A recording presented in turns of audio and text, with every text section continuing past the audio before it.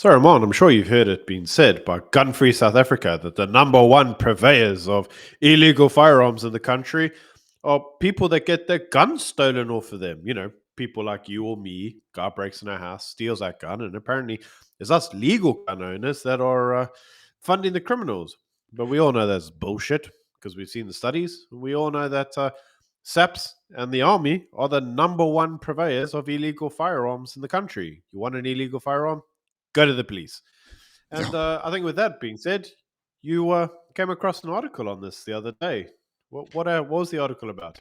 So the police has this notion that you can, there's an amnesty period and you can bring in your illegal gun for the police to destroy it. And we never really knew how they were destroyed. But through this article, we actually found out that basically every single gun in the entire country that is given into the police for destruction is sent to Pretoria. So whether you hand it in Kimberley or Graaff-Reinet or Cape Town or Durban or Johannesburg, they all go to Pretoria to be destroyed. And then now the police are actually admitting, after I don't know how many years of doing this, that the transportation of illegal firearms is not only costly but also quite high risk. I mean, who would have thought that the centralization of all illegal firearms for destruction could be a high risk? Because if you know where all the guns are going, that is the easiest place to go to sell them to the black market and to gangsters on the Cape Flats. Absolutely. Absolutely. So I think this is a very interesting article, should we say, because it says in a number of places. The first is that apparently all of the guns are destroyed in Gauteng. We know that they will go up to central head office, but they're only going there biannually, which means that basically all these guns are sitting in police stations for half a year. Just sitting there, tempting to people to make a few bucks or maybe steal them or misappropriate them. One or two missing here or there, no one will notice. So it's very interesting how they actually deal with these, should we say, seized firearms. Yeah, and also I think it's very important. This is exactly how Colonel Prinsloo provided thousands of guns to the Cape Flats during the late 90s and early 2000s, which caused the death of 300 children and over 2,000 people on the Cape Flats. So he went to these depots where these firearms were held and depots where previous police firearms were held. So they tend to upgrade their firearms every 10 or 15 years. And these depots were, I mean, we know how the record keeping of SAPS is world class and bulletproof. Excuse the pun. No, it's not. But these are where guns come from. Norwood, they stole 173 guns over the course of a few years from Norwood Police Station. And now they have picked up that those guns have been used in various crimes around Johannesburg for the past 5 years.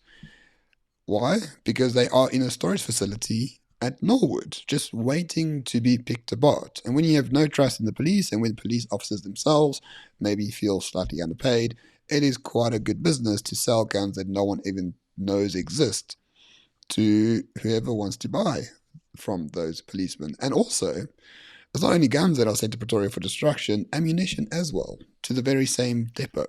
So it's like a honeypot for criminals.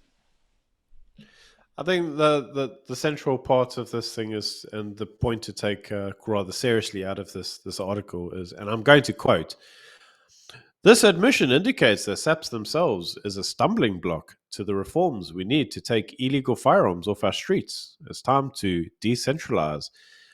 The decentralization of such mandates to be taken seriously."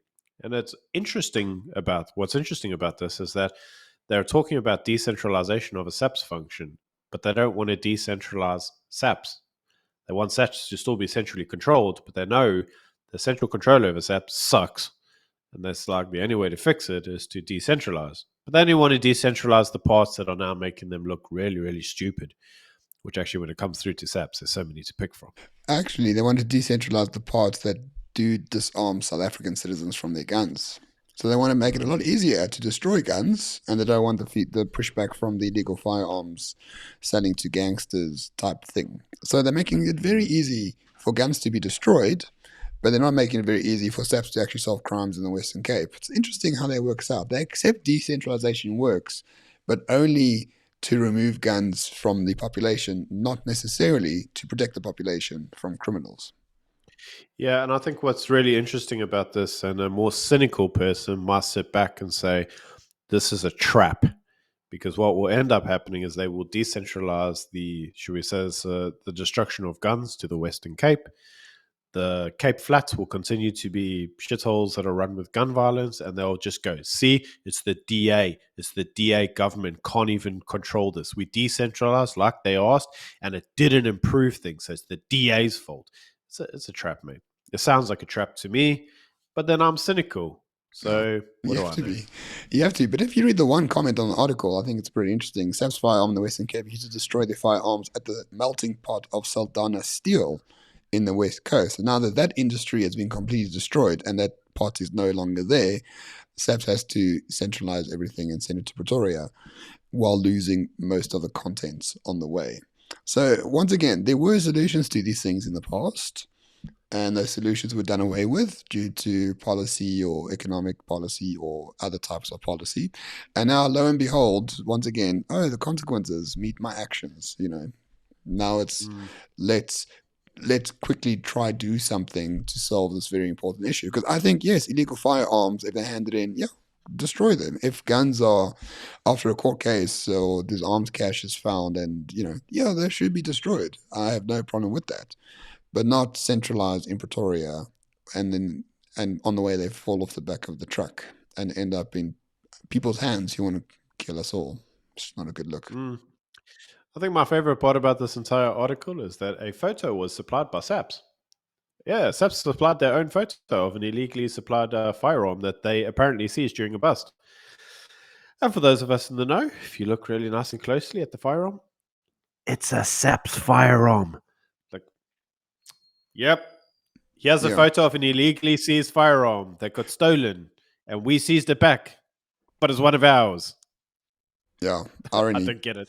So just remind us in the comments, people. It looks like a Z88 to me, or the Zulu, as it's more commonly known. This was the SAPS firearms for the South African Police Service until I believe a few years ago, and it's one of the most smuggled firearms in South Africa. Every thug, bandit, gang member has one of these things lying around because when SAPS changed to a different firearm, these were just stored and sold off to gangsters in the Cape Flat. So it looks like a Z88 to me, and this was seized during a bust by SAPS, and I believe it is one of their former firearms anyway, which I'm not too sure if they knew that by putting the photo up there, but It's a yeah, pretty poor choice of what can we say? guns to Yeah, go. Oh, look, we seized a gun. It was an illegal one. It was one of ours. yeah, it's Like, one of ours. Like, guys, like you could have like, picked a better one. yeah, like if it's a Glock 17, you'll never know, right? But it's a No, Z88, which you can't really buy in stores. no, and it looks to me like it's a police one as well because you can see it's also got the little toggle there where they use it to tie it onto their belt so it doesn't get easy to it isn't easy to be lost. Most normal firearms don't carry those, so it does look to me like it's a SAPS firearm. But hey, Yeah, I don't know. I'm not a firearms geologist. yeah, Apparently, according to some of our comments, you need to be an expert in order to talk about it. So, yeah, I'm a non-expert. I didn't study firearms geology at university, so yeah. you I guys mean, can tell me. if you don't talk about pedophilia, you basically have to be one. So yeah, sorry, we can't talk about it anymore. Sorry, guys. Just it's a comment. It's about being an expert and a credentialed expert. So we're going to stop talking about things Absolutely. we're not credentialed to speak of. All right, I think this has gone on long enough. Thank you for watching, everyone. We'll see you soon. Yeah. Cheers. Thanks. Cheers.